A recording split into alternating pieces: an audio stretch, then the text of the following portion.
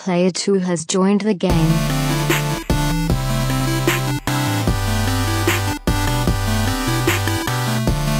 Hey, yo, what's up, everybody? Welcome to episode 225 of the Two Player Co-op Podcast. As always, I'm one of your hosts here, Kevin, along with my brother from my mother, Sean. How we doing? Fantastic. If this is the first time you're seeing, hearing, or listening to us, this is the Two Player Co-op Podcast, where just about every week two brothers get together to tell you everything you need to know about in the world of video games. If you like that, make sure you like the video, subscribe, share with all your friends, family, and everybody in betwixt. If you really like us for some reason, God bless you, James, you can go to patreon.com/twoplayercoop, just like our producers Steve Appleton, Aunt Sue, and Vernon Slayton did, as well as our affiliate live in the chat, the homie, James Solar. If you want cool shirts like Trash Pandas, you can go to their website. But if you want our shirts, you can go to teespring.com/stores/twoplayercoop, just like some of y'all did. Even though we are both half vaccinated, we're going to tell you your beard made like a lot of noise. Really? Yeah. Until we're out of this pandemic, make sure you go ahead and wear your mask. Only James gets to hear me swear. He's the only one that gets to hear me swear. Maybe Sarah. And Sarah, freeloader. We love you both. James says, Kevin, buy Oracle of Ages and Season and play it on your 3DS. Yeah. So here's the thing, though. I tried playing Link's Awakening illegally on my Raspberry Pi, and I got to the whole the fetch quest part where you got to get this to go here, that to go to get the monkeys to make you the bridge. Mm-hmm. And I was like, I can't do this anymore, and I hate that I have to have my shield equipped to block.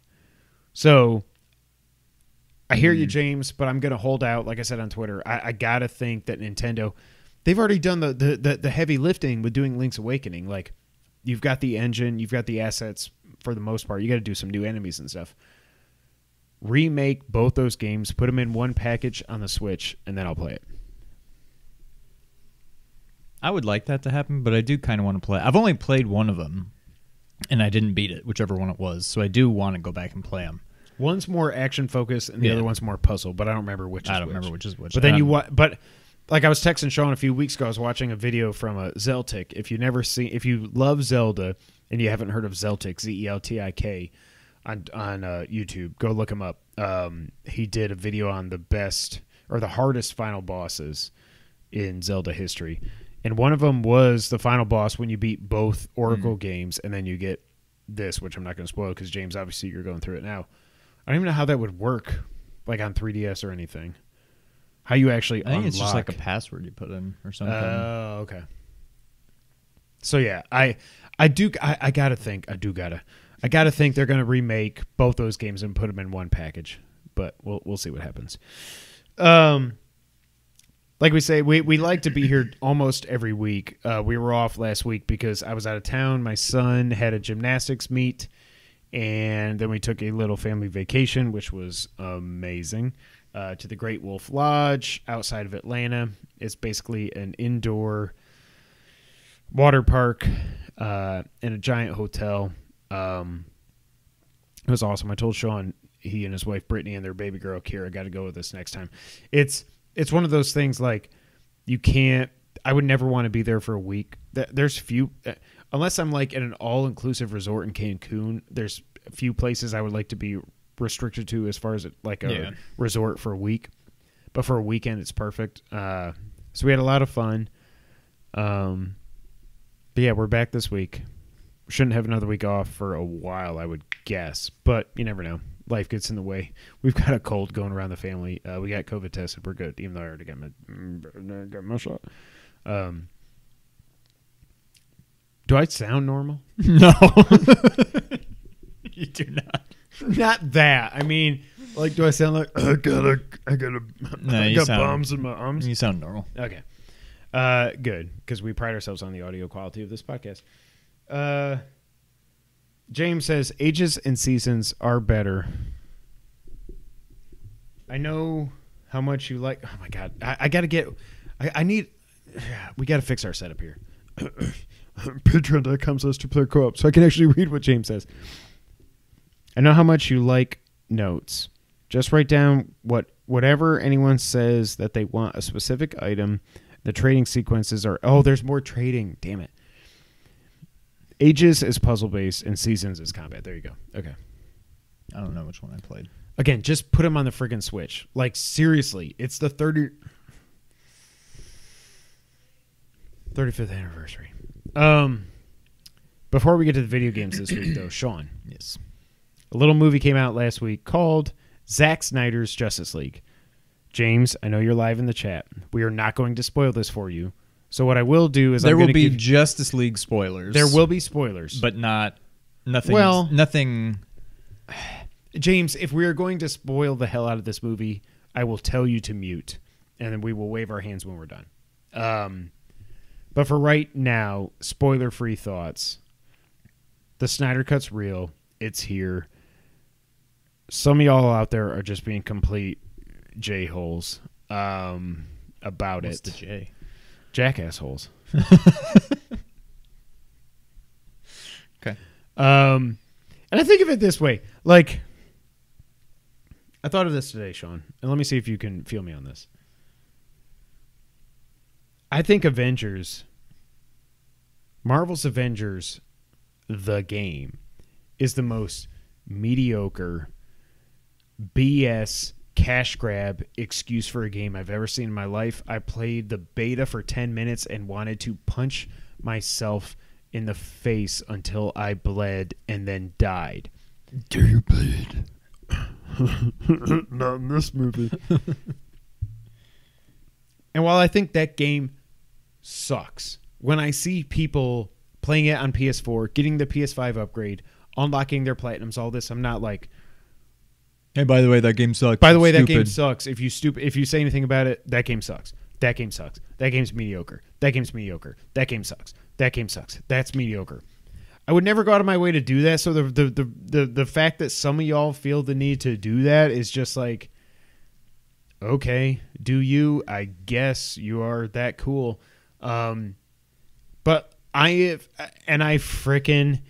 don't bring up Animal Crossing here unless I have to.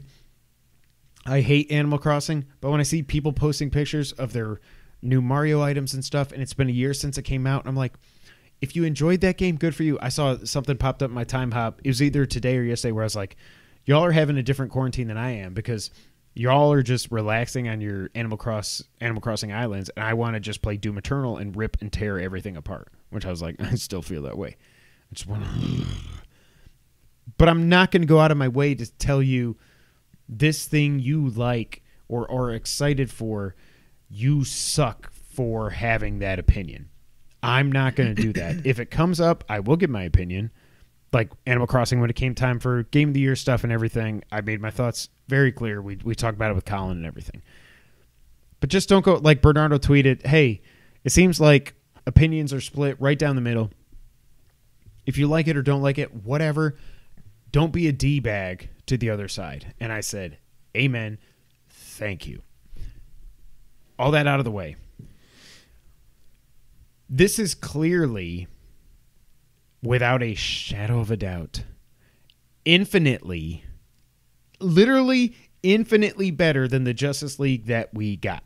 No spoilers yet. We may have to go into spoilers, and James, I'll warn you, but infinitely better than what we got. I do think, though, for a while, and I watched it again Friday night. So I watched it Thursday, I watched it Friday. Oh, 4 hours. I'm not going to go so far as to say it's my favorite DCEU movie.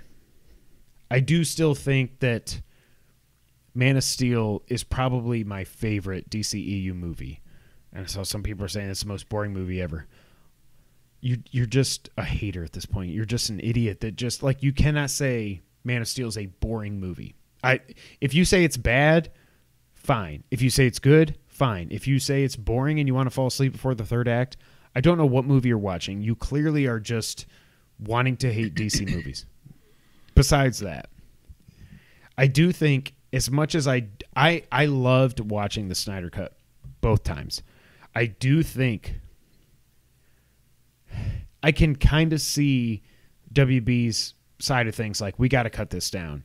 I do not see their side to say we got to cut it down and do whatever the hell Joss Whedon did to this movie, because that's inexcusable. It's not at all the same story. Just from the opening shot, you go from, oh, this is a symbol of hope, and the planet is a symbol of hope, to the opening of Justice League, which I won't say here yet. We're probably going to get into spoilers, James. I'll warn you. Do you agree with me that it is infinitely better than Justice League? Yes, absolutely. It is too long. Yes. Now, I will say it didn't feel like 4 hours. It felt like 33, it felt long. But it's not like I was like, oh my God. Like, I enjoyed it. Mm-hmm. I only say it's too long in that I don't know when I'll ever go and watch it again, because I don't know when I'm going to set aside 4 hours to watch it. Like Angry Joe. If it were 3 hours, Well- I'd go back and watch it again probably, I don't know, sometime this year. But like, 4 hours, I just don't know. There are a lot. I don't know. It's not like you can just say, oh, this hour can go or anything like that. It seems like it could have been more like 3 hours. There's a lot of, I don't want to say fluff, but like, there's a lot of like slow motion scenes. If you There's cut a out lot all the of, slow-mo, like, you would shave off a half hour. yeah. It's a little bit too long. That being said, just little things. I don't think the score for Justice League was bad. Way better in this. Mm-hmm. The only thing is the difference- singing. The singing near the beginning of the movie, I was like, what the frick is happening? But other than, and the, every time somebody did something, I was like, Yeah. But other like, than that, the score was the amazing. score is better. The coloring, the scene, the filters, the colors, whatever you want to say is better. I mean, everything is better. It I actually think, makes sense. It's an actual. well. Plus, I think in hindsight, like I watched Justice League the night before Snyder's League. I did too. No, hold on, wait. So James says, how long is the BVS? So the BVS Ultimate Cut is 3 hours.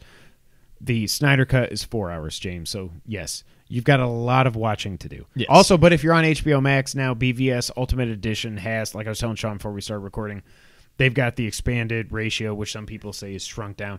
No, that's just the full. That's the way you shoot a movie. Anyways, it's got the new the 4:3 with enhanced colors and stuff like that, so you can watch that version of the Ultimate Edition on HBO Max. But yes, the Justice League ZSJL is 4 hours long. It's an hour longer than the BVS Ultimate Edition. And I will say, even in the 4 hour format, it's better than BVS Ultimate Edition. I will say that. Yeah. I knew before watching Justice League again that, at least the way I remembered it, I'm like, I'm pretty sure Flash is the best thing about this movie. And I'm not sure that that's not true, but oh my God, it was just over the top. All his little like quips and like, it was What's just the deal with brunch? You wait in an hour. overdone. You wait in line for an hour, and then it's basically lunch. What the hell are we But, talking like, about? arguably still the best part of that movie. Way better in Snyder Cut. Like, he's still got that lightheartedness, whatever, but it's not like beat you over the head with it until it's just, he's much better in the Snyder Cut. I think we can talk about this without spoilers. So yeah, I don't think you got to worry, James. So we're not going to do spoilers. Cyborg, obviously a much bigger role in this. And it makes sense. Now, when you heard all the reports about why Cyborg was the heart of the story, and at first when I heard that, I was like, I don't care about Cyborg. But after watching this movie, I was like, Well, like, just in that, I like Cyborg. 5 minute or so flashback, Yes. no spoilers. In 5 minutes, they made me care more about Cyborg than the entire Than 2 original hours of one did. Justice Like, League, I don't care. I mean, in the original, I did not care about Cyborg. Yes. At all. 5 minutes of like a flashback of like, hey, here's who he is or who he was or whatever. I'm like, okay, you've got me now. I actually care about this character now. I will say, I do think it is a good to very good movie. Yes. it is inflated by how bad the original one is. You cannot help but compare this to the original one. Correct. And relatively speaking, it's a masterpiece. Justice League was a 4. In and of itself, Yes. it's a good to very good movie. Realistically speaking, I think it's like an 8, 8 I and think a it's half. about an 8. I think it's an 8 to an 8. I could go to a 9 if you cut out even just a half 8. hour. Like, if it was a little bit shorter, like you can't... A lot of what they added needed to be there. Yes. But I think there's a different way it could have been done. I don't know. Like, all the story they told made it such a much better movie. So the movie actually ends, because I checked it last night when I watched it with Noah. Or what? No, 2 nights ago. The actual story ends at about 3 hours and 35 minutes, which is crazy to say. And then there's, fair warning if you haven't watched it yet, there's about 30 minutes of epilogue stuff, which is freaking amazing. Do not miss any of it. The voiceover is awesome. That's where stuff that if you're a fan of BVS, there's going to be stuff you want to see, and then there's new scenes. It's awesome. I feel like if this movie could have, like, it's only 4 hours because the Snyder Cut movement, and because Zach was just like, y'all gonna let me do this? Okay, you're gonna get literally everything I shot. Period. Like the bank stuff with a certain character, that was about 5 minutes. You can cut that. It doesn't add anything. I get what it's to show that character's heart and stuff, whatever. This could have easily been if you had a good editor, or if they said, Zach, look, we get this is your vision. We're not going to change your vision. But you got to get this down to like 2.5 to 2 hours and 45 minutes. I think that would have been my favorite DCEU movie. I was wondering before I rewatched it, I was like, is this my favorite? And it's not. So I'm not going to say that it is. Again, 2.5 to 2:45. I think Man of Steel is better than Wonder Woman, better than Shazam. Shazam, it's almost like, because the boys were watching it yesterday, and I was like, I really liked it, but I also liked it, just, but I'm also like, this is just like they made it's a Marvel just fun. movie. Yeah, like I have no real desire to go back and watch it. It's not even. But I know it was good. Movie, yeah. Like, I just don't know that I need to watch it again. And I'm never going to really watch. Liked it. And I'm never going to watch Wonder Woman 84 because I've heard how apparently she. No, I haven't seen it. I do kind of want to watch it at some point, but I'm not in any hurry to. I really, really liked it. Like Sean said, the coloring is so much better. The 4:3 is a little jarring at first, even though it is the full matte frame, I think is what it's called. That's what you actually shoot on a camera, on an IMAX camera, and then they put the bars at the top and the bottom to get it to fit in the widescreen. It looks so much better, because I always said one of my complaints about Justice League was especially that opening scene, that stupid ass scene with Batman like on the roof and the parademons can smell fear. Spoiler alert, not in the movie, because obviously Zack Snyder didn't shoot that BS. The scenes that are in this movie that were also in the Justice League are made even better here. The fight on Themyscira, the Superman versus the Justice League fight, better. Like every scene that was in the original Justice League is better here. I liked, one of my biggest complaints with Justice League was that they turned Batman from what he was in BVS, which was my favorite at that time. Like, inside one movie, my favorite Batman / Bruce Wayne in any movie. But if you look at it for the whole arc, I still think Bale's my favorite.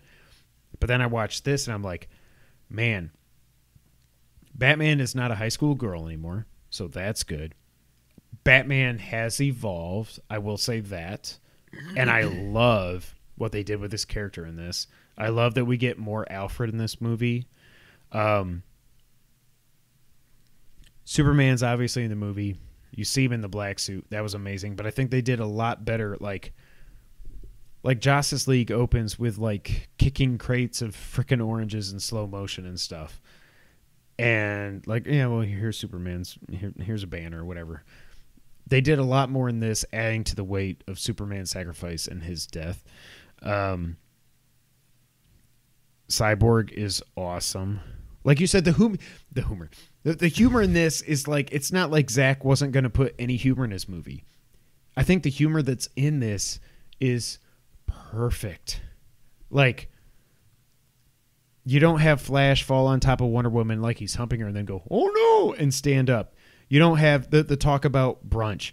You don't have, I could go on and on and on, but the humor that's there actually fits and makes, you don't have Aquaman sitting on the Batmobile, no lasso around his foot.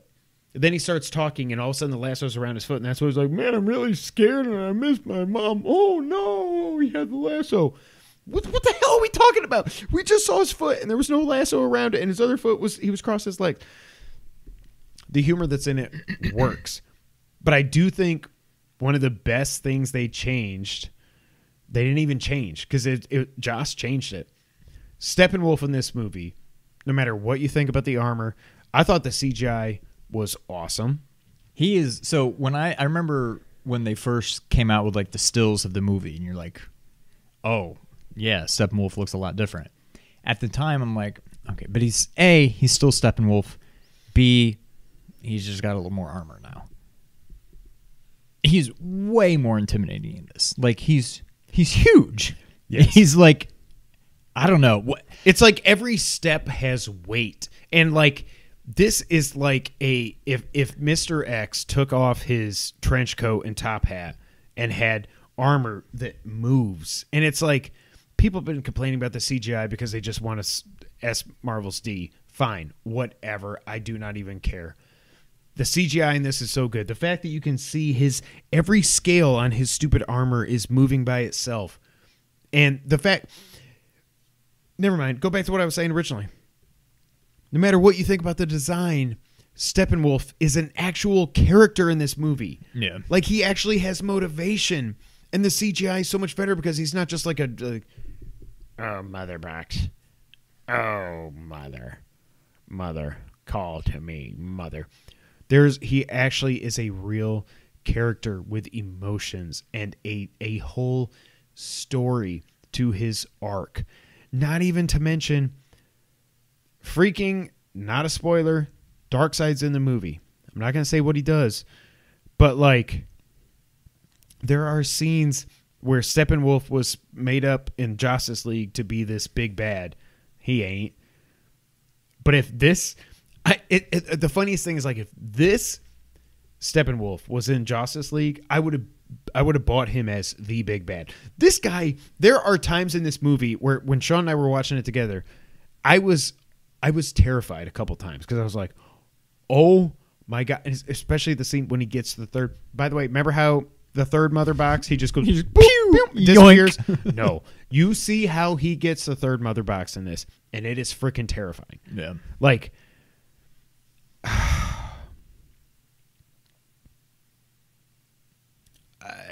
I'm not going to get into spoilers. We could do a whole spoiler cast. James, if you want to get me on for a spoiler cast when you're done, I would be glad to do it.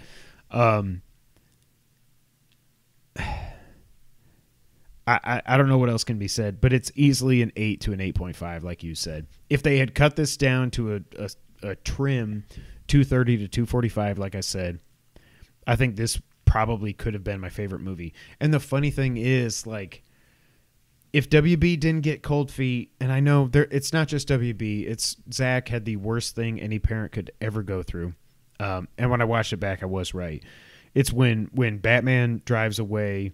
After, what's your superpower? I'm rich. That's in it. Just minor spoiler. When they drive away with Flash, that's where you see the banner for the AFS. Oh, yeah. And I was like, oh. It's like if WB would have just stuck with this vision. I'm not saying that this is Infinity War or Endgame. It's not. But I do think if they could have said, Zach, let's cut this down, like I said, 230, 245. I think this would have been about the same Rotten Tomato score as it is now, around 75%.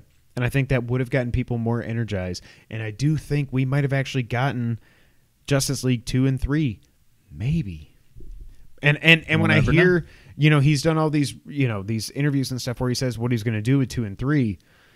I'm not going to say it here in case you haven't read it, but I'm like, damn. Also, this movie earns its R rating. Yeah. It is so violent. It's some parts. But it's not like gratuitous. I don't know. It's not like a friggin', what's his name? It's not like a Tarantino movie. Right. Yeah. But there's times there's times, especially near the end, where it is like, oh, but it's, and even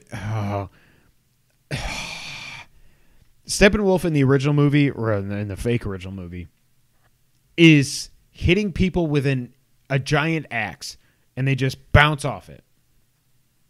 That's all I'm going to say. Yeah. I love the Snyder Cut. I love that it actually got made. James says, Flash sucked in Justice League. Grant Gustin is my only Flash for me. You will change your mind by the end of this movie. I promise you that. That's all I'll say. And again, when you're done, I'd be happy to come on and do a spoiler cast. Flash is great. Ray Fisher as Cyborg is great. Again, I'm just so happy that this got made. And this movie could only release in this fashion in the streaming age. You would never put out a 4-hour movie in the theaters. It literally would not happen. And I'm glad it did. Yep. DM me if anybody wants to talk about spoilers. I would be happy to. Sean. Yes. On the other side of the aisle, we also got Falcon Punch. Falcon Punch. Falcon and the Winter Soldier is out, and I didn't watch it till today. I'm so glad I finally got a chance to, because again, we were out of town and everything was crazy, and it was awesome.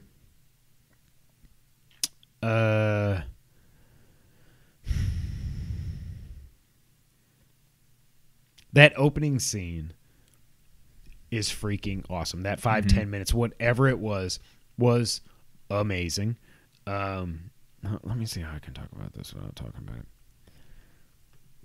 There's a certain character that comes back that I never expected, and I don't know if it was in leaks and I just didn't pay attention or reports or whatever, but I was happy to see that character come back, because I'm pretty sure that dude was dead or in prison or something. Who knows?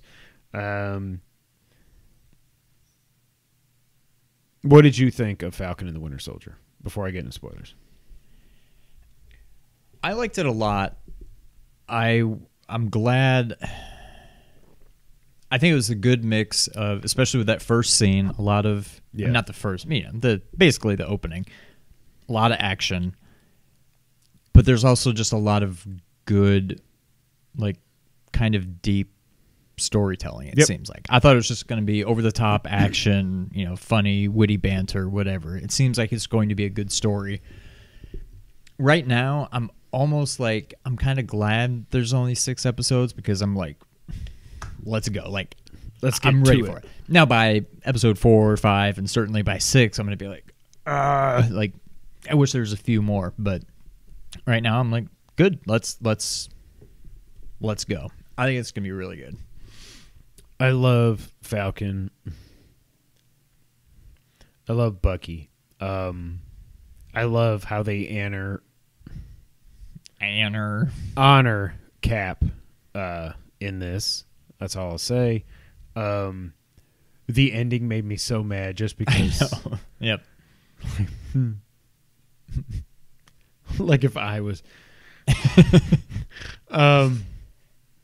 It's great. I cannot wait to see more. But like I was texting Sean was finally watching, I was like, man, I wish we could just see this as like a 2.5 hour, like almost like a Winter Soldier 2 kind of a movie, Yeah. I don't know who. So the bad guy that stomps that one good guy, is he going to turn out to be somebody? Is he G from the opening? Oh, I don't think so.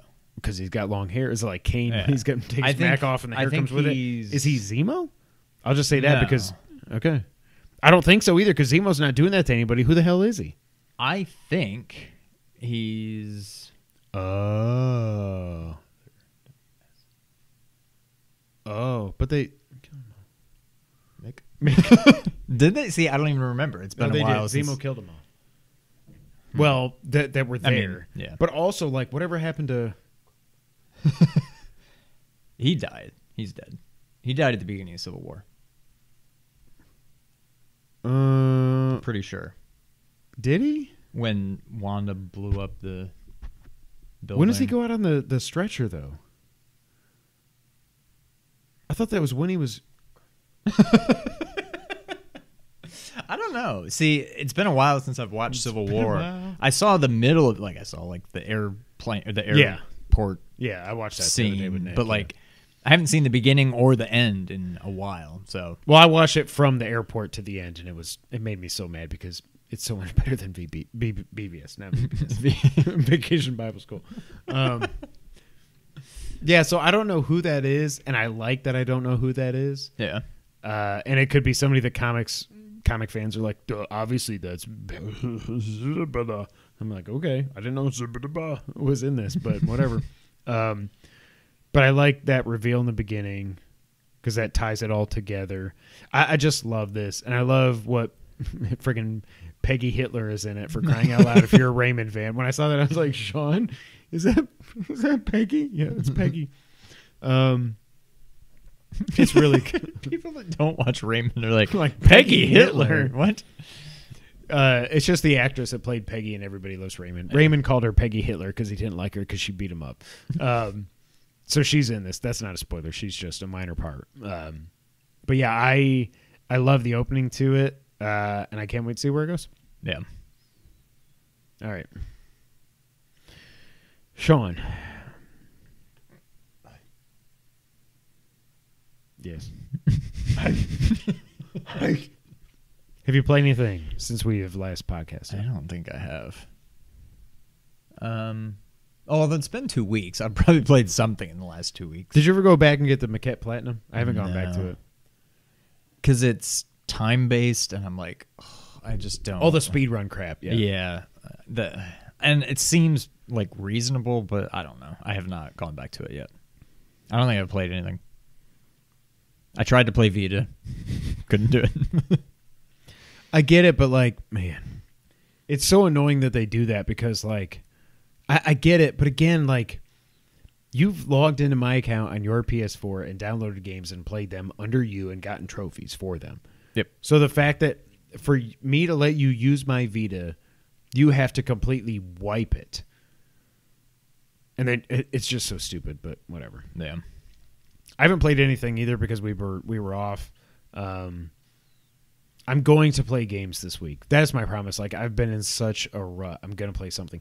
The only thing I did play this week was trying out the I tweeted it, but I finally played the Ninja Turtles arcade game. This might play in here in a little bit. The Ninja Turtles arcade game based on the good recent cartoon. That game sucks. Okay. Yeah. Well, it sucks. Yeah. It is like,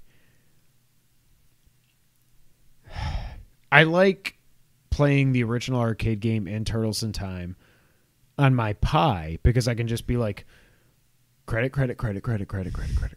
Like, it doesn't matter. Like, but when you're actually playing and your money's at stake, the kids got, as part of their thing at the Great Wolf Lodge, they got $5 to play the arcade. Ooh. $5. No, wait, it gets worse. Swipe, okay, play as Leo. Swipe, plays Mikey. You're out of money. $5 gets you 2 credits. That's stupid. Arcades suck now. That's the only thing I played, and it was just very, very upsetting playing because I had my hopes up for that game, and it did not work out at all, and I was very upset about that. So yeah, I haven't played anything either. I promise y'all I will play something this week. I've got a couple ideas. I want to either go to Maneater, Control. Gonna get your man eating. I got my man eating. Maneater, Control. You got to finish Ghost, or finally go back to Horizon. Because now, based on something we'll talk about later, that game is definitely coming out this year. So I'm like, okay. There's nothing out right now. I feel like I should play. I wish I had the pull to go play Ghost. I think it's just one of those things you just need to put in a few more hours and you'll be sucked back in. Yeah, because right now I'm at the very beginning of Act 2 when you walk out and it finally says Act 2. That was bad. I didn't mean it to be like that, but that's what it says. Houston beat Rutgers, by the way. Damn it. Oh, well. Sean. Yes. You want to get in the news of the past 2 weeks? Let's do it. All right, Sean. So what I'm going to lead off with here is the biggest story of the last 2 weeks. to us. It's our podcast. I make the rundown. I say what's important. This is the most important. And I cannot imagine what that could be. A trash pan again tonight. This comes from IGN. Teenage Mutant Ninja Turtles Shredder's Revenge has been announced for PC and consoles. It's a 4-player co-op side-scrolling brawler developed by members of the Scott Pilgrim vs. the World, the game team. Inspired by games like 91's Teenage Mutant Ninja Turtles, Turtles in Time, Teenage Mutant Ninja Turtles, Shredder's... Why the hell would you not list the original arcade game? Whatever. Shredder's Revenge offers a classic pixelated art style and shell-shocking new abilities built on a foundation of classic brawling and mechanics. Players will fight through a breathless tour of iconic TMNT locations, such as the NYC sewers and Dimension X, to thwart Bebop, Rocksteady, Krang, and Shredder. Oh, put a finger up and remind me to talk about Krang and Rocksteady. Okay. Keep it up. The trailer for Shredder's Revenge also debuts a new take on the famous TMNT theme song performed by Faith No More's Mike Patton. Oh, okay. I don't know if I know Faith No More's music, but the voice did sound familiar. They do Epic. Game Studio? No. Remember how it goes? Pull it up. I'll keep it. That's the only thing I know of theirs. A release date. He's also like a big nerd. Like he's done voice acting and stuff like that. So getting him in this was pretty cool. Yeah. A release date for the game was not provided, but we know the game will come to PC and consoles when it launches. Teenage Mutant Ninja Turtles Shredder's Revenge will be published by Dotemu or Dotemu. I don't know how to say this. We got review codes from them, and I don't even know how to say their name. We better get review codes for this. I'm just saying Dotemu, Dotemu, Liberty Mutual, whatever the hell he's Liberty. In association with Nickelodeon, and is being developed by Tribute Games, whose previous work includes Flint Hook and Mercenary Kings Reloaded Edition. Mercenary Kings is awesome. Tribute is made up of former Ubisoft employees who worked on beat-em-ups like Scott Pilgrim vs. the World, the game, and the 2007 TMNT hack-and-slash movie tie-in. Dotemu has some retro pedigree as well, having published Streets of Rage 4, brought Windjammers 4... There's not 4 Windjammers. They brought Windjammers back to life and is helping to remake Pharaoh. I don't know what Pharaoh is, but Windjammers and Streets of Rage 4, right now, spoiler alert, I might go on a podcast with our good buddy, John Bernardo, this week to talk about beat-em-ups. I do think that is probably, number 15 advance. Yep. Probably the best beat 'em up of all time. Sean. Yes. You have said for a long time the beat 'em ups don't hold up. Yes. Now, I will say right now, I'm going to cast my lot. I need chapstick. I'm so cottonmouth. This will be, I remember last week or 2 weeks, I was like, this will be at the time, this will, depending on, this will end up being the best, not the best.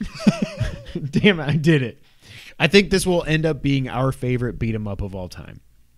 This game looks so good. It's 4-player. I wouldn't even say it's a follow-up to Turtles in Time. I would say it's more a follow-up to the original TMNT game. It's freaking pixel art. So I think it certainly could be. I think my biggest thing with beat 'em ups is, to me, Streets of Rage 4 nailed it. Yes. There's something that is always weird to me with like hit detection or something to where it's just like, because you're essentially infinitesimally flat things that can move in and out of the screen and whatever. And it's like sometimes if you're just off a little bit, you're like punch, punch, punch, and you're like missing. There's just something weird about it. And to me, Streets of Rage 4 didn't have that at all. Yeah. I hope this is like that.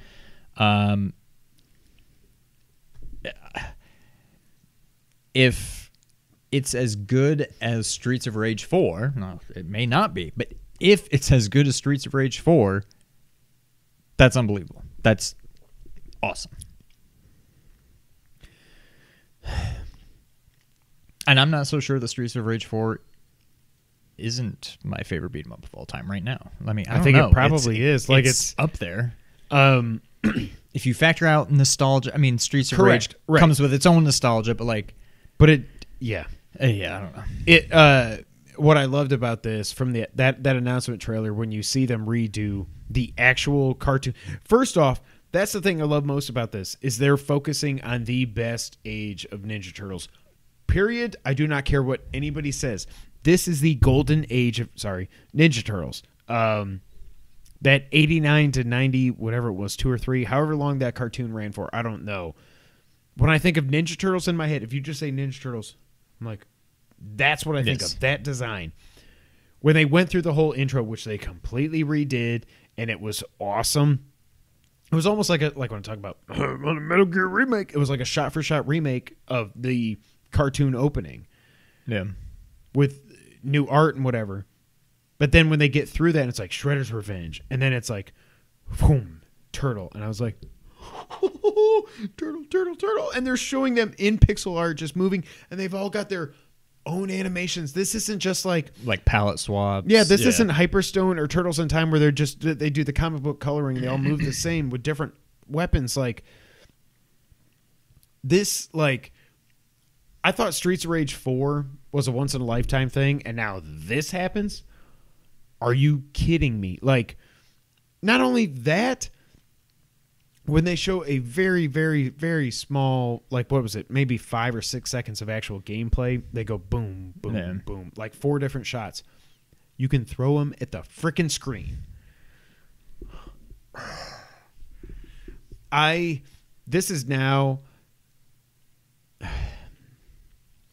I feel like when they announced Streets of Rage 4, I don't think we saw any gameplay. Like, I feel like they announced it in 2017, and it didn't come out till 19. I don't think we got gameplay till 18, yeah. Wait, or no, 18, it came out last year. So 2018, they announced it came out in 20. Okay. I don't think we saw gameplay for a long time. It was just like, this is here, and it was just, this game's coming out this year, and this is now... I know I'm a prisoner of the moment, but almost more than Horizon, because God of War ain't coming out this year. I think this is my most anticipated game for the rest of this year. I'm looking forward to it. I wouldn't go that far. But yes, I'm very much looking forward to it. Breath of the Wild 2 ain't coming out this year. No. But Resident Evil, Horizon, okay, maybe so I know probably. I'm going a little stupid. It's not really, but like... But yeah, it's definitely up there. I'm just so happy that this is a thing. The fact that... Now, I've never been a Scott Pilgrim guy. I don't know the IP. I haven't played the game, but everything I've heard is it's one of the best like modern beat 'em ups. Modern. It was made 10 years ago, whatever it was. So the fact that you've got people from Tribute that worked on this, Mercenary Kings was awesome. That was a PS Plus game a while ago. I love that beautiful pixel art and everything. Like, obviously this is beautiful. Oh, I just hope it lives up to what I've already built it up to in my head. I mean, yeah, I've got high hopes for it. Because of how good Streets of Rage 4 was. Yeah. Streets of Rage 4 kind of, I'm not going to sit here and say that beat 'em ups are back, whatever, but like it at least, what's the word? It like gave me faith in beat 'em ups again, I guess. And so I've got higher hopes for this than I had for Streets of Rage 4. Yep, me too. And Streets of Rage 4 exceeded. Yeah, that's what I'm saying. So I'm trying to keep my hopes in check, but even if it's not as good as Streets of Rage 4, it's still Ninja Turtles. Like, it's still going to be good. It's not going to be bad. It can't. It may not be the game, it may be the kind of game where you play it, you beat it, maybe you play it again, and then you never play it again. Like, it could be one of those. But for as much fun, I've never gone back to Streets of Rage 4 since we did our Let's Plays. But I still loved it. But it's a game that, like, it's not as much fun to play by yourself, but... I need to get the platinum in this game. But if they do the same thing like they did with Streets of Rage 4, I'm like, well, okay, that's impossible. I'm not going to get an S on every S rank level on hard on every level. That ain't happening. Yeah. But the fact that it's 4-player co-op, it's going to be interesting to see if it's 4-player online or just 4-player local, because I guess, well, actually that might work. I'm just trying to think if I could play it with my boys, because I've only got 2. I'm not ever going to plug in my PS4 again. It's just sitting there. But if it's a PS4 game that I play on PS5, that means you can sync up your your DualShock 4s. So I could use 2 DualSense, 2 DualShock 4s, and 4-player co-op podcast. Yeah. So I don't know. To me, this was the biggest news the last 2 weeks, and that's that. I cannot wait to play it. Please, God, come out this year. But everything else is delayed, so who knows. Next up, Sean. Bethesda officially has joined Xbox. This is everybody's biggest news the last 2 weeks, but again, not for us. Check the shirt. From Eurogamer. It's the question everybody has been eager to have answered since news broke that Microsoft was acquiring Bethesda and parent company ZeniMax Media last year. And now Xbox head Phil Spencer has clarified Microsoft's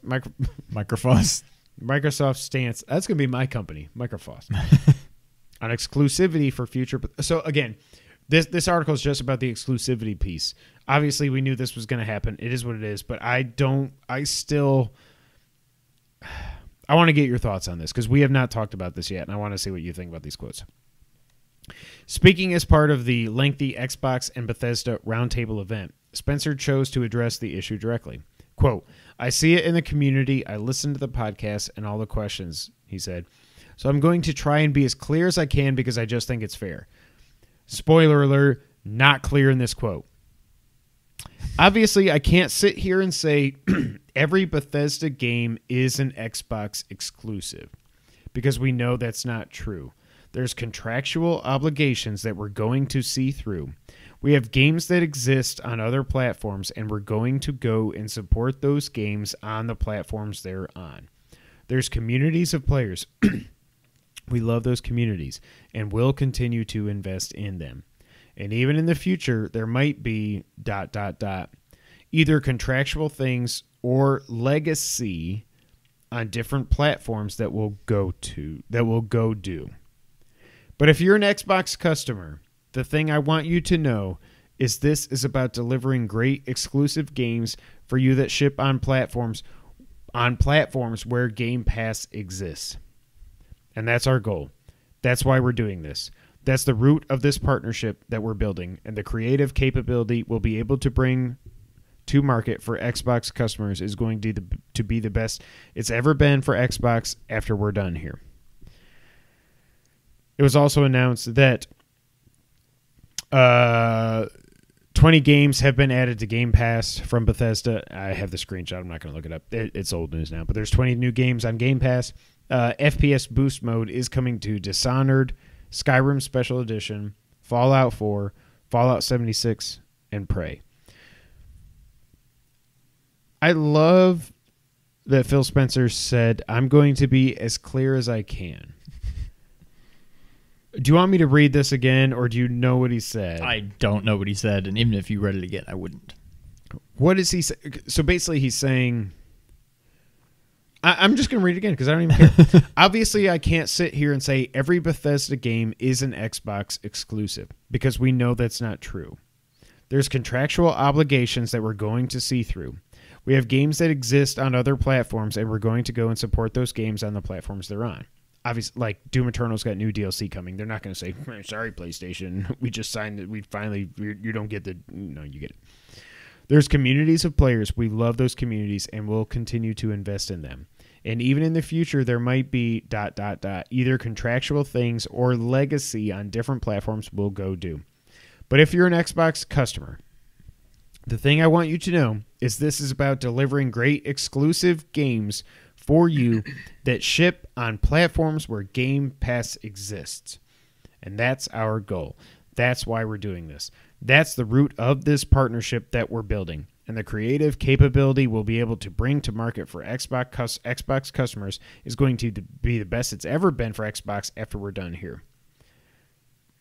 People have been bringing out this legacy thing. I'm not worried about the legacy thing, like Colin and then we're talking about like legacy this and this game, whatever. I'm not worried about the legacy. What I'm thinking about is this whole, when he says contractual things. everybody that's right now just assuming, and just for the record, I have no horse in this race because I do not care about Elder Scrolls 6 or Starfield. We haven't even seen Starfield, and y'all are already crying. It could be the next Cyberpunk for all we know. Let me just say that. Contractual things. How do we not know that Sony has a contract that says, bruh, day one, Starfield, hey, Starfield is coming to PS5 day one. I don't give a crap who owns you. We have this in writing here, Todd Howard. You're bringing this game to our platform on day one. What do you think about all these quotes and everything? Nobody knows what is going on right now. The fact that he's saying that's as clear as he can be, and that's the message we got, like, I feel like he could have, if he wanted to, said, look, we all know this is coming, whatever. But after that, everything's Xbox exclusive. Right. And he didn't even say that. Like, I have no idea. Again, I'm like you. I don't really care. There's not a whole lot. Of all the big game studios that could have gone exclusive to Xbox, this is one that I would have been like, yeah, fine. I don't care. Take it. If this was Capcom, I would be peeing my pants. Yes. Or Square Enix, I would be peeing my pants. And people are saying Sony should just go buy Square Enix because they're losing all this money because of the Avengers sucks and everything. They don't need to. I mean, like Final Fantasy has always been like Final Fantasy VII Remake, as of right now, this could change any day, who knows, is still a PlayStation exclusive. You got to think Remake Part 2 will be. Final Fantasy 16 is a PlayStation exclusive. They didn't have to buy Square Enix to get this stuff. When it comes to Capcom, like Sony already has Street Fighter V as a console exclusive. I'm pretty sure they're going to have Street Fighter 6 as a console exclusive, so why go buy them if you don't need to? And Super Street Fighter 6. An arcade Super edition Street and Fighter Champion 6 edition. Ultra. Let's just make sure we get everything from the league, for crying out loud, idiots. Like Sean said, there are other companies that if Microsoft bought other companies, and by the way, the other thing I'm still like Sony is obviously at some point going to buy Blue Point. If they don't, they're stupid. If the one thing that would break my mind and kill me right now would be if Microsoft announced that they had purchased Konami. Yes. Or that they were in an exclusive licensing agreement with them. Metal Gear Solid 3 Remake is Series X exclusive. I'm getting a Series X. I'm going to be like, Wario, help me out, bro. Like, I will buy it just for that game, which is so stupid, but I would. Or if it was Square Enix or Capcom, those would both be like, oh. But this, first off, if Starfield and Elder Scrolls 6 were Xbox exclusive, wouldn't he just say, and by the way, while we're all here at this round table, just so you know, when Starfield releases and Elder Scrolls 6, whatever the F it's going to be called, they will be on console exclusive to Xbox. He didn't say that, so if he's not saying that, yeah. I still say, like, what did he say? I listen to all the podcasts and all the questions, so I'm going to try and be as clear as I can because I think that's fair. You weren't clear at all. People that are like on the Xbox fanboy crazy people that are like saying this means everything's it's an exclusive. He literally didn't say that. Like there could be contractual things, as he says in here, that says, look, I'll say right now, first off, I don't care. Starfield will be on PS5, and so will Elder Scrolls 6. That's what I'm predicting. The whole thing about where Game Pass exists is weird. That's a weird way to put it, yeah. So I don't know if he's just saying Xbox, PC, cloud, Switch Pro, because they've been kind of in bed with Microsoft for a while, kind of. But I will say, like, if they put Game Pass, I ain't gonna lie, if they put Game Pass on PlayStation somehow, and I could play all the Gears games and all that, and just the Gears games and the Halo Master Chief Collection, I'd be like, yeah, all right, whatever. Yeah, I'm here, $10 a month, 15, whatever it is. All right, you got me. I think it's so weird, but people that are saying that this is the definitive answer, that these games are only going to be on Xbox, you're fooling yourself. No, there was nothing even close to that here. So I am not crazy saying that. I I don't think so. Okay. I'm not crazy. She's crazy. I'm not crazy. She's crazy. I'm not crazy. She's crazy. What is going on?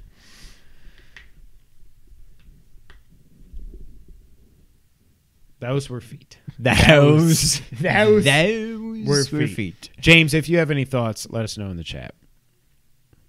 Next up, I am so hyped about this. First off, somebody pointed out that these stupid things look like... Do you remember the old Sony Ericsson logo? Yes. They look exactly like that. This comes from the PS blog. We have actually seen... Not we. Everybody. Well, so we. You know what I mean. The PSVR 2, we're going to keep calling it that because I assume that's what they'll call it. The controllers have been revealed. This comes from the PS blog. Like I said, following the recent reveal of our next-generation VR system for PS5, I'm excited to unveil more details about the new controller that will play a critical role in providing gamers with the VR experience we're working to deliver. Our new VR controller speaks to our mission of achieving a much deeper sense of presence and stronger feeling of immersion in VR experiences. It will build upon the innovation we introduced with the DualSense wireless controller, which changed how games feel on PS5 by unlocking a new way to tap into the sense of touch. Now we're bringing that to VR gaming. The first thing you'll notice when it comes to design with our VR controller is the unique design, which takes on an orb shape that allows you to hold the controller naturally while playing with a high degree of freedom. There are no constraints with how you're moving your hands, providing developers with the ability to create unique gameplay experiences. We also designed the new controller with great ergonomics in mind, so it's well balanced and comfortable to hold in each of your hands. We applied learning from testing users with a range of hand sizes, as well as decades of insights from controllers across all PlayStation platforms. So here we go with the features. Adaptive triggers. Each VR controller, left and right, includes an adaptive trigger button that adds palpable tension when pressed, similar to what's found in the DualSense controller. If you played a PS5 game, you'll be familiar with the tension in the L2 or R2 buttons when you press them, such as when you're drawing your bow to fire an arrow. When you take that kind of mechanic and apply it to VR, the experience is amplified to the next level. Haptic feedback. The new controller will have haptic feedback, optimized for its form factor, making every sensation in the game world more impactful, textured, and nuanced. When you're traversing through rocky desert or trading blows in melee combat, you'll feel the difference, magnifying the extraordinary visual and audio experience that's so central to VR. Finger touch detection.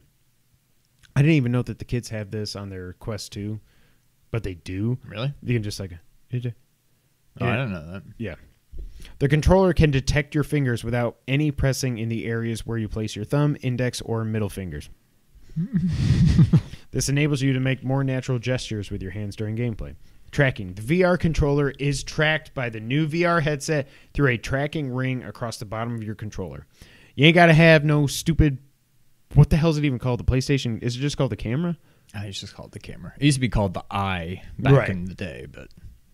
Action buttons, analog sticks. The left controller contains one analog stick, the triangle and square buttons, a grip button, which is L1, a trigger button, which is L2, and a create button, which is L3. Don't.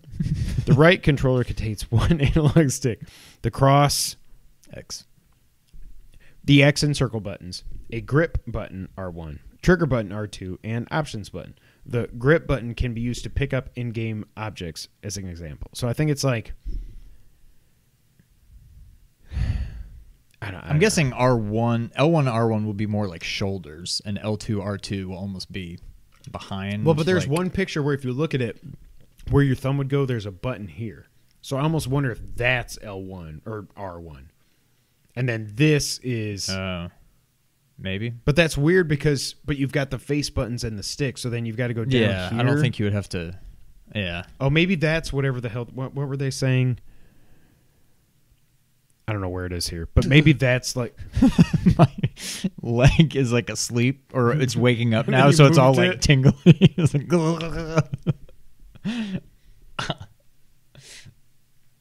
Maybe that's whatever the... Like, you barely touch... Like the I don't know. Yeah. Again, I didn't really care about PSVR 1. Just seeing these, I was like... Oh, they're taking this seriously this time. This is not the stupid wand. Yeah, Taco Tuesday. Whatever. Corn dog. Yeah. Taco but Tuesday. Taco... Oh, no, it's not even Taco. It's Ruxin. isn't it? Yeah, it's Ruxin and Taco. oh yeah, Taco's there. Yeah, okay. Anyways, it looks like they're actually taking this seriously. This What do is you going to think? be legit. I can't wait. Yeah, I'm at the point now where I'm like, well, I already put $500 in this console. Yeah. I might as well get a VR. Yeah, I'm in. If I can get it, I'm in from day one.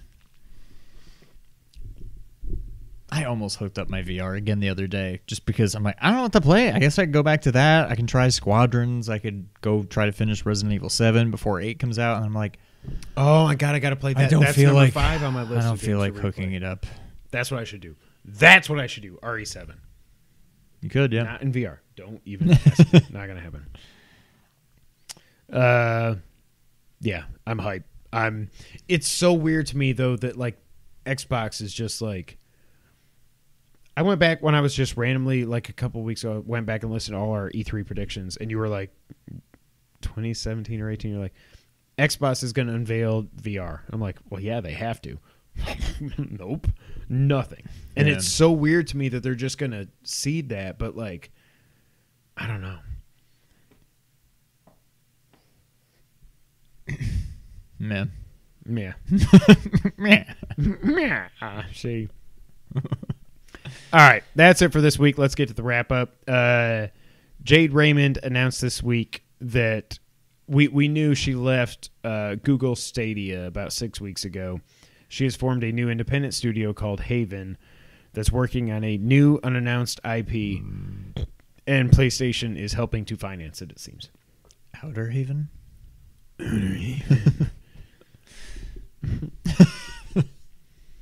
There's the funny thing, if you go to the website, it's just like Haven Studio. There's no logo. There's no nothing. They are working on like, just like, we have a game. There's no game. Yeah. They ain't hired nobody. They ain't got nothing, homeboy. So I'm happy for Jade Raymond. I'm happy she got out of Google Stadia, not Studio. Sue.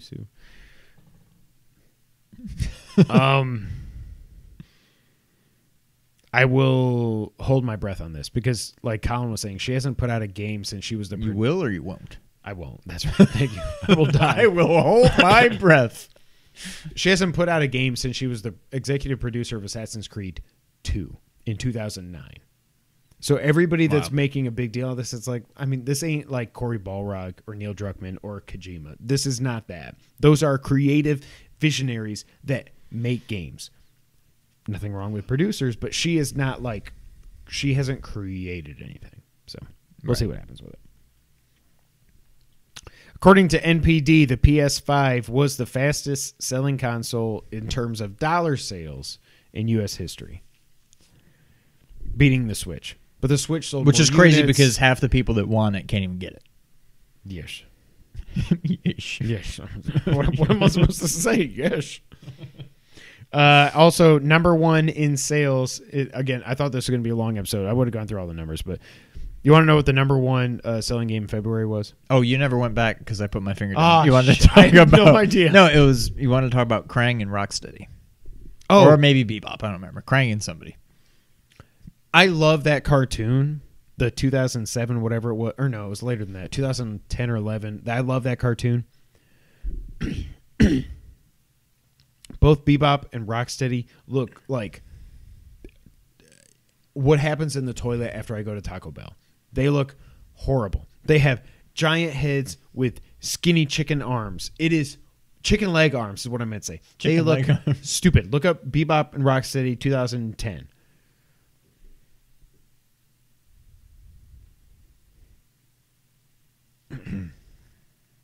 It's Searching. just showing me the old ones.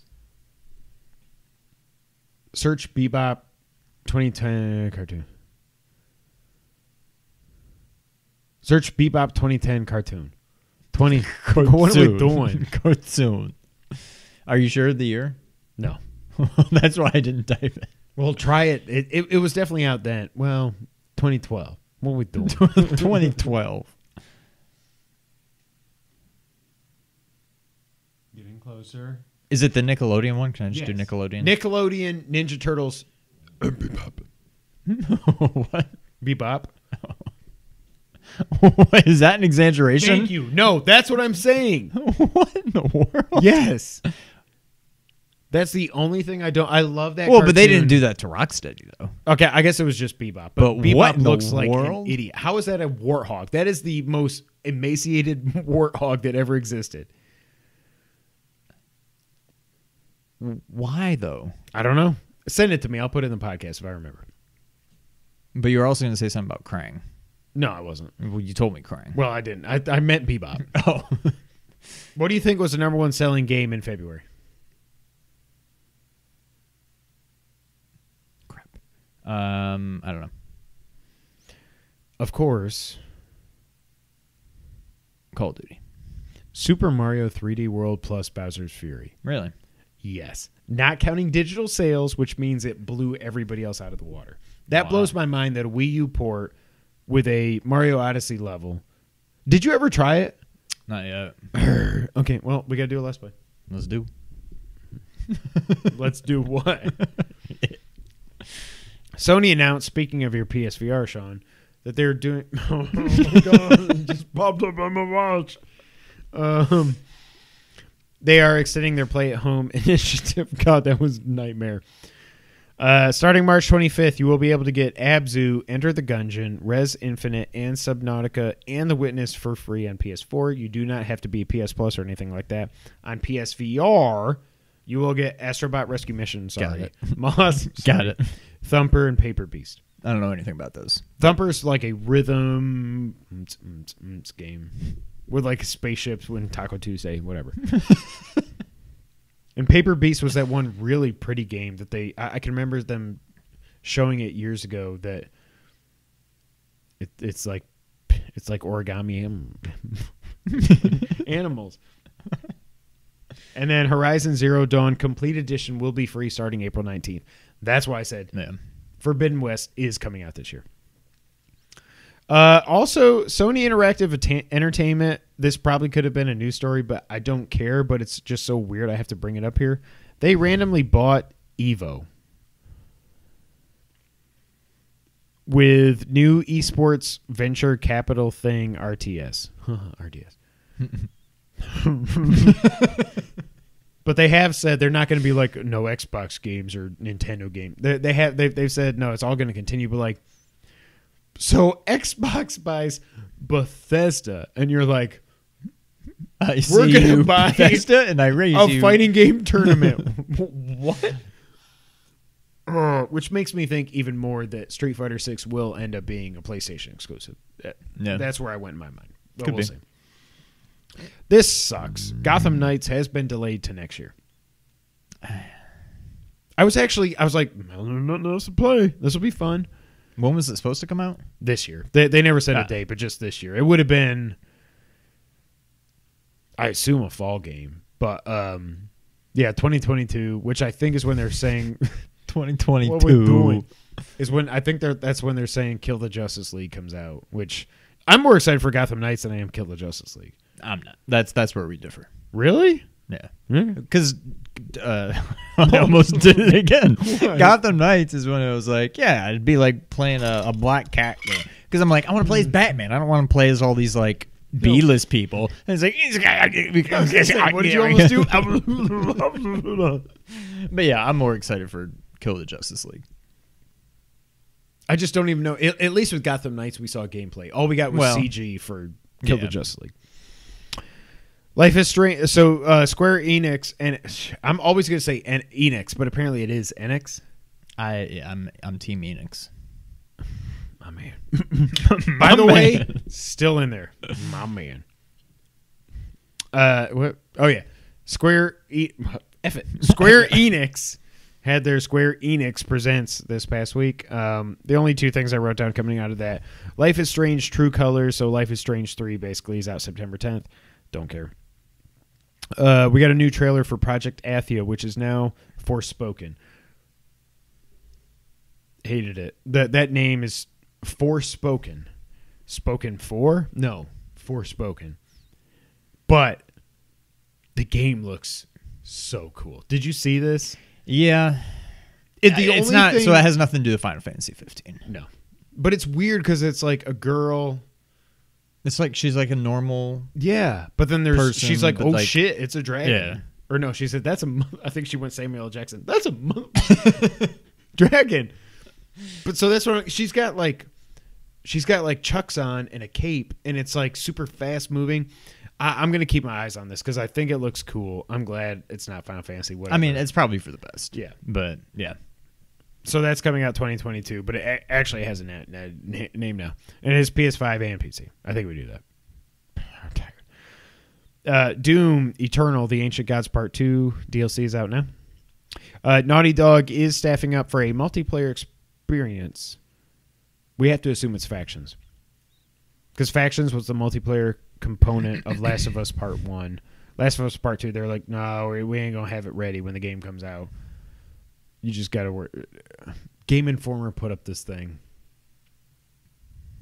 They're like, hey, if you had to kill one of these Sony iconic things, which one would it be? And it was Joel, Kratos, Drake, Kratos, and Aloy. And I was like, well, you already did that. Sony answered that. I don't care about Factions at all. Naughty Dog, you got Naughty Dog. Why am I talking like? What are we doing? Naughty Dog, you got a lot to work up. You got Overwatch has been enhanced for Series S and X with 4K and 120 frames per second modes, but nothing on PS5. That is super weird. Yeah. Fanboys, go crazy. Octopath Traveler is coming to Game Pass this month. No word on PS4 or PS5, which is so weird. Did you play through 2 of the stories, or did you not even get that far? I never beat it. Okay. But it's something, I don't know. I don't even remember much about it now. There were 8 stories. Yeah, but travel. like, I think you can. I'm trying to think if you can just be like, well, I'm going to just take his story all the way to then. But I was like, ooh, I did that. Okay, well, now let me do this. Okay, now I'm going to do this. And then, and I just kept moving them all along instead of just taking one guy and going all the way to the end. So I was trying to do it all simultaneously, and I think I just got burned out. But it was fun. I just never finished it. It just is so beautiful. It is beautiful, yeah. But I gotta assume that is coming to PS4 and 5 at some point. Yeah. Outriders will be day 1 on Game Pass on April 1st. Again, I don't know why you would release a game on April 1st, but whatever. Phoenix Rising DLC pack number 2. Did you see this? No. It's out March 25th. Is this the China one? Yes, titled Myths of the Eastern Realm. It's a brand new area with a new character called Ku, K-U. And I'm like, cool.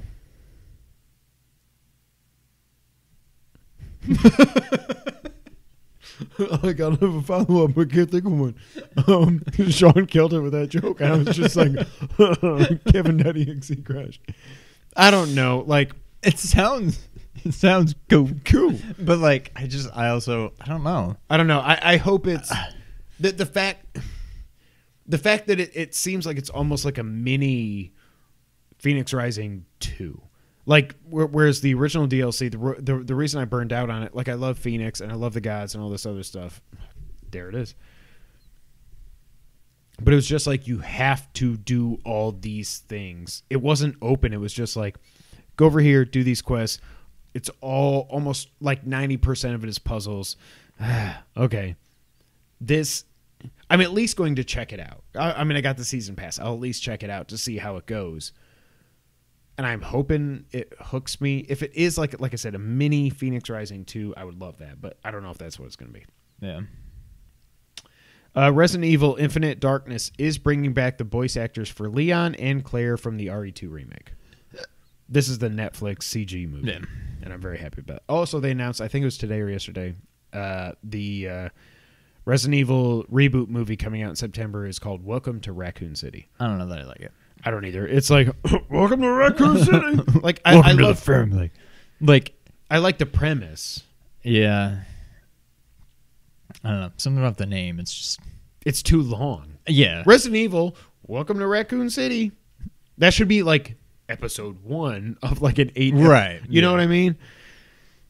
Hopefully it's good, though. It looks like EA Sports College Football will not be releasing until July 2023, which is what I figured. It would be at least 2 years. And hopefully by then we'll actually figure out all this paying players and stuff, so maybe we can get actual likenesses in the game by then, but we'll see. And last but also least, Super Bomberman R Online, which was a Stadia exclusive, is coming to consoles, quote-unquote, soon as a free-to-play download. That could be fun. Yeah, that could be cool. Saturn. What was that going to be? Saturn Bomberman. No. Saturn, cool. Oh. But yes, that could. We should do a Let's Play. Whenever that happens. Yes. Yep, we also can do should that. just do, like you mentioned in passing, we need to do another live stream. Just games. Not a podcast, just No. fart So, around. And here's the thing. We were thinking about farting online. No, in all seriousness. Oh, I'm so serious. So, give me a reader. No, but in all seriousness, we were thinking about doing a sometime in the next near future. In the near future. Not the next future. Multiverse. Doing a stream where we just hang out with y'all. It'll be on YouTube. Essentially what I'm saying is thinking is we would just hook up our Raspberry Pi and we would just play online old games and chat with y'all and hang out and have just fun. hang out, drink, play some old games. I think it'd be a lot of fun. We don't have to limit it to Genesis. I'm assuming it would be NES, SNES, and Genesis. Probably. It would be a lot of fun. So if you're still listening or hearing to us or seeing us, let us know if that sounds good. It's definitely something we're thinking we'll do probably on a Saturday night at some point in the next month or so. Maybe to celebrate a milestone. Just the hours. the foe. Okay. Hey, if you're still watching, listening, or hearing to us, go to YouTube, play our longest video that you can find, and just put it on in the background. Episode 50. Yeah, episode 50 live stream. Yeah. We're very close to getting monetized again, which is huge to us. Not for making the money, but just for reaching bigger audiences. Audience. So do that, and we'll do a stream, and hopefully everybody watch, and we'll do the thing. So that is it for episode 225, which is crazy. That's crazy. All right. So, that's cool. That's cool. Go ahead and take us out. Oh, thank you for playing.